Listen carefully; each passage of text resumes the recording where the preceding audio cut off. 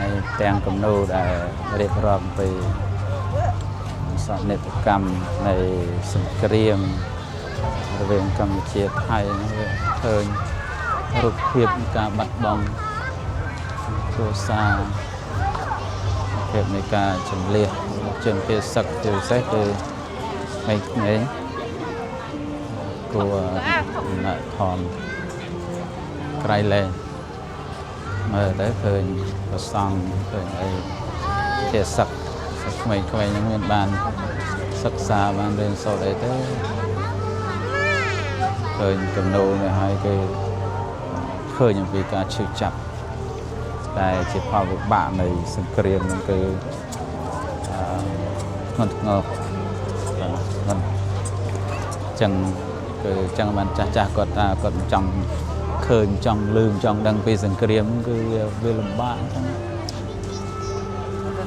បាទយើងរកអីមកពីពណ៌នាមបាននេះគឺអាភិបភ័យខ្លាចវាខ្លាំងខ្លាចឹងសូមឲ្យកម្ពុជាឆាប់ទទួលបាននៅសុខសន្តិភាពហើយសូមឲ្យក្មេងៗឆាប់បានចូលសាលាចូលសិក្សារៀនសូត្រវិញហើយសូមឲ្យប្រជាពលរដ្ឋទាំងអស់ឆាប់បានវិលត្រឡប់ទៅផ្ទះបានជួបជុំគ្រួសារបានចូលសាលាបានរៀនពីព្រោះមានតែការជួបជុំរវាងគ្រួសារ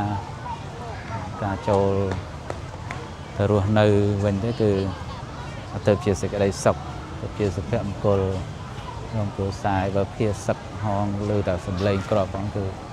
មិនងាយទេអញ្ចឹងណាគឺរស់នៅក្នុងភាពភ័យខ្លាចចាហ្នឹងឃើញក្រឹតញោមឃើញទាំងគំនូរជាផ្នែកមួយបង្ហាញពីការឈឺចាប់បង្ហាញពីការព្រាត់ប្រាស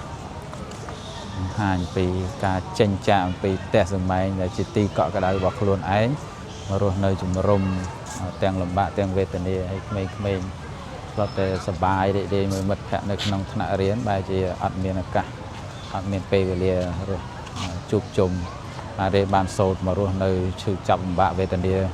នៅតង់អីមិនបានរៀនបានសូត្រទេអញ្ចឹងសូមឲ្យកម្ពុជាឆាប់ឆ្លងផុតពីសោកនាដកម្មមួយនេះហើយឆាប់បានត្រឡប់ទៅទីលំនៅឋានវិញក៏ចឹងសូមញាតិញោមទាំងអស់បានសេចក្តីសុខសេចក្តីចម្រើនតទៅប៉ុណ្ណា